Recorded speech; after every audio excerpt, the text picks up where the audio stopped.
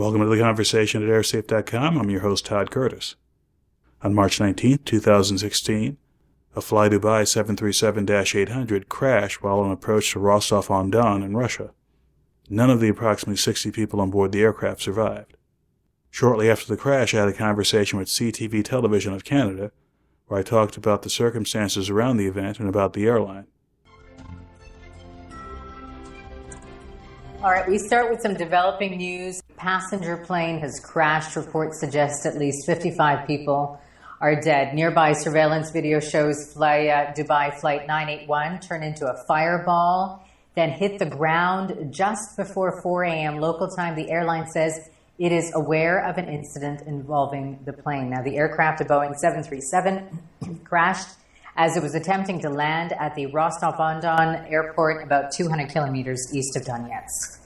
Aviation analyst Todd Curtis is joining us now from Boston. Todd, what's your reaction to what you're seeing in that surveillance video? Well, the surveillance video indicates a fireball, and it was a somewhat distant video, but apparently from the length of the fireball, it looks as though the airplane was traveling at a significant horizontal speed. Another thing about the conditions at the airport, there was fairly severe gusts at the time, roughly about 49 knots, and that could have figured into the difficulties they had in landing.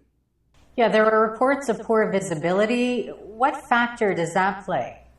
It depends on many factors, including the resources at the airport. The modern airliners, such as the 737-800, can land in some fairly challenging conditions. And in fact, the kind of wind that was there, although it's high, is not beyond the capability of the aircraft, depending on the conditions at the runway, the relative direction of the wind, etc. So until the investigative authorities get into the details of what happened here, it's unclear whether weather had a significant effect on what happened. Now, the crash happened when the plane was attempting to land. What do you make of that? Well, apparently from the early reports, this was during its second landing attempt, and it could mean many things. It could be a visibility problem. There could have been a problem with the navigational aids at the airport, or a problem on board the aircraft itself. And again, unfortunately, there are no survivors, so they won't be able to question the crew. So it will be up to the investigative authorities to get the cockpit voice recorder and the flight data recorder and try and glean information as to what happened in the final moments of flight. That's right. So what can you tell us about the type of plane that was involved? Well, the 737-800 is a current production model of Boeing. It's the newest generation of the 737.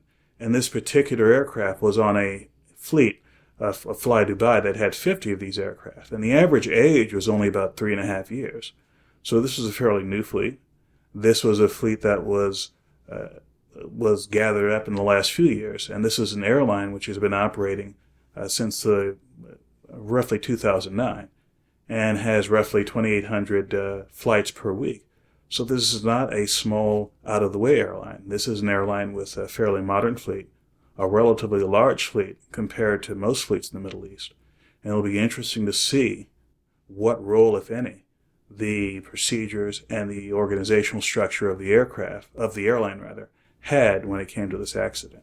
Okay, aviation analyst Todd Curtis joining us. Thanks so much, Todd. Thanks for having me.